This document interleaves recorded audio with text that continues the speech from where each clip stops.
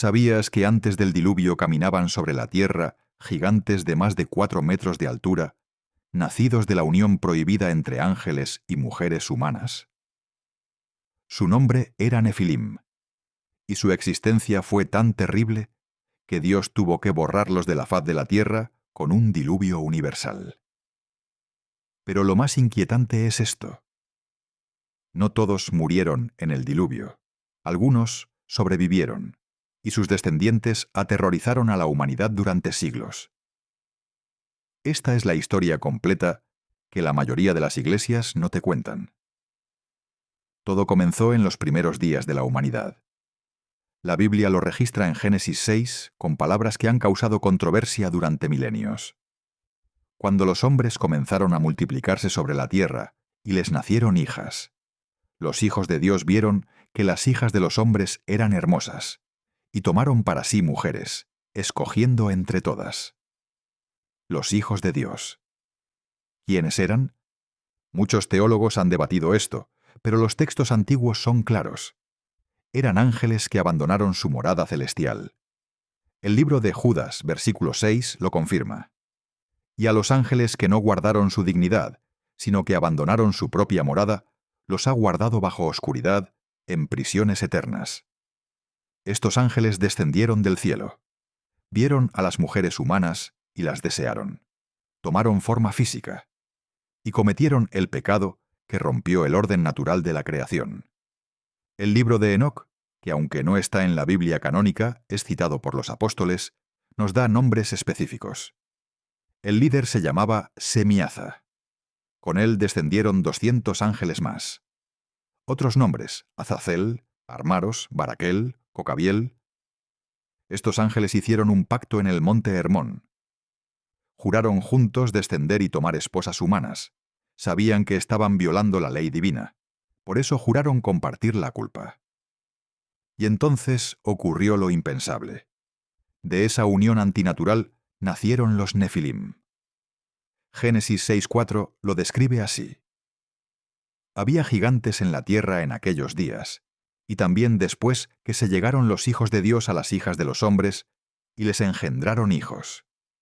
Estos fueron los valientes que desde la antigüedad fueron varones de renombre.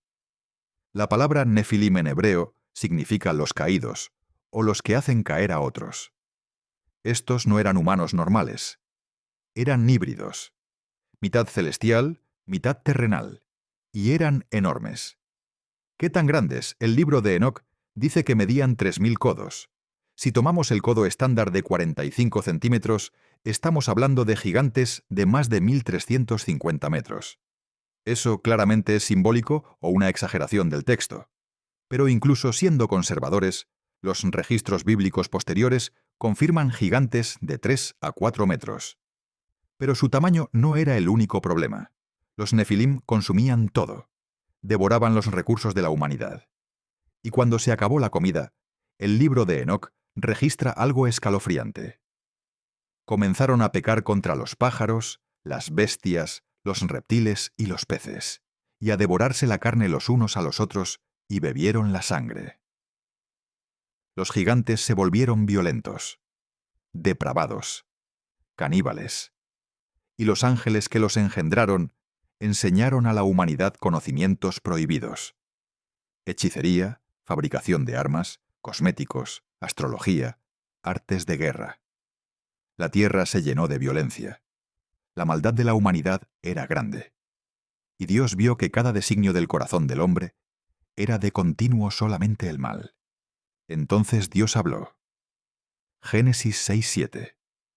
Dijo el Señor: Raeré de sobre la faz de la tierra a los hombres que he creado, desde el hombre hasta la bestia, y hasta el reptil y las aves del cielo, pues me arrepiento de haberlos hecho. El diluvio no fue un capricho divino. Fue la única forma de limpiar la tierra de la corrupción genética y espiritual que los Nefilim habían traído. Dios no podía permitir que esta raza híbrida continuara, porque si lo hacía, la línea mesiánica se contaminaría. El plan de redención se arruinaría. La humanidad estaría perdida para siempre. Por eso Noé encontró gracia ante los ojos de Dios. ¿Por qué Noé específicamente? Génesis 6:9 dice: Noé, varón justo, era perfecto en sus generaciones.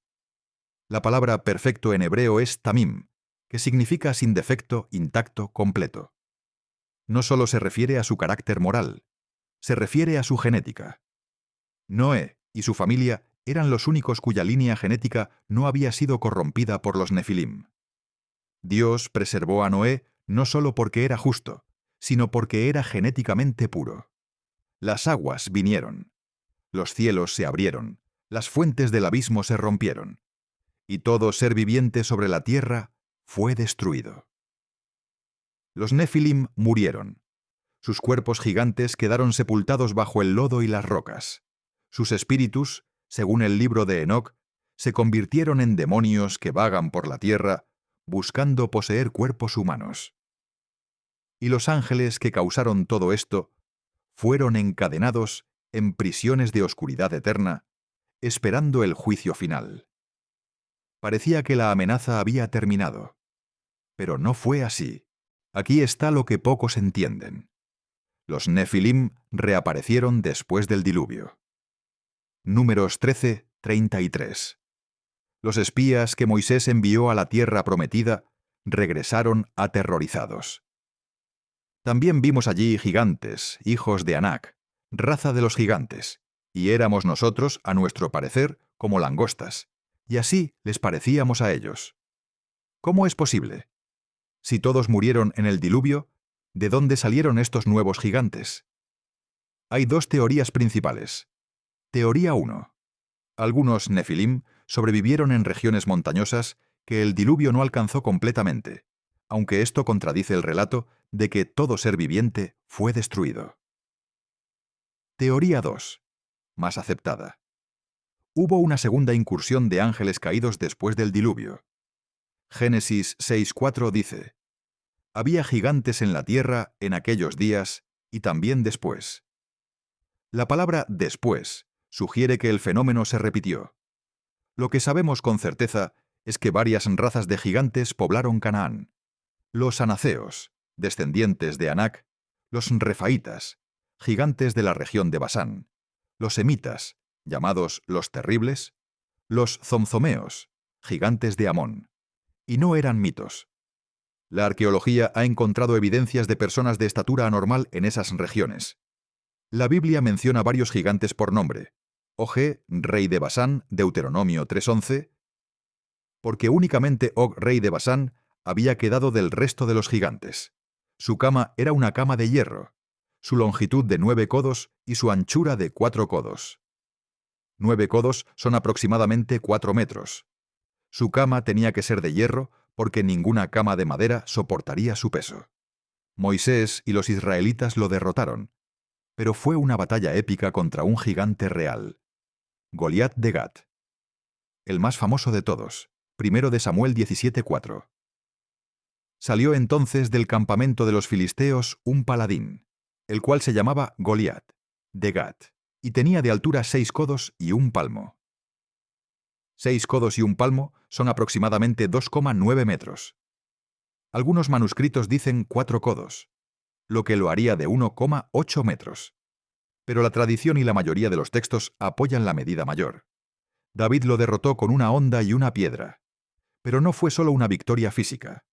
Fue una victoria espiritual contra la descendencia de los Nefilim, los 4 hermanos de Goliat.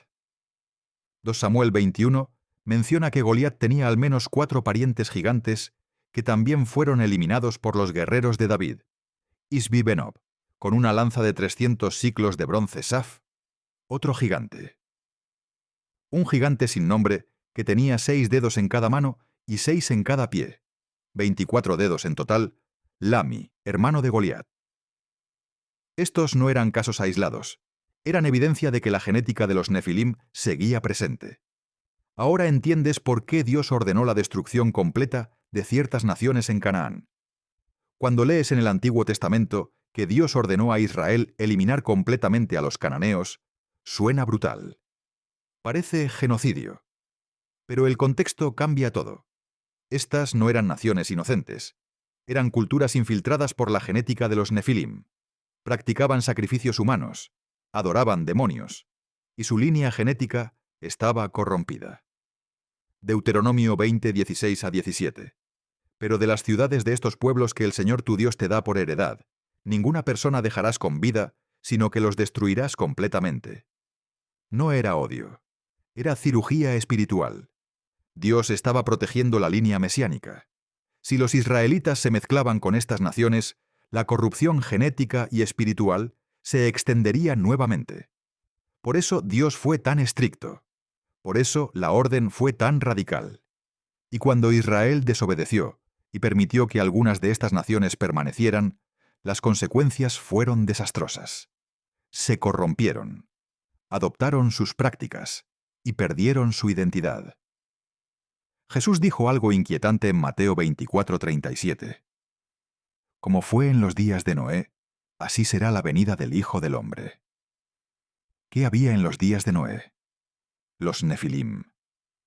¿Significa esto que los gigantes volverán antes del fin? Algunos creen que sí. Otros interpretan que se refiere a la corrupción moral similar.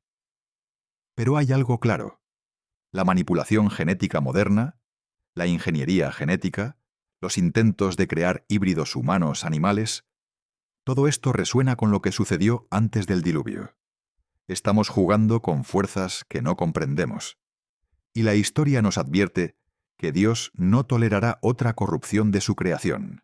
Los Nefilim no son un mito, no son leyenda. Están en las Escrituras. Fueron reales. Y cambiaron el curso de la historia humana.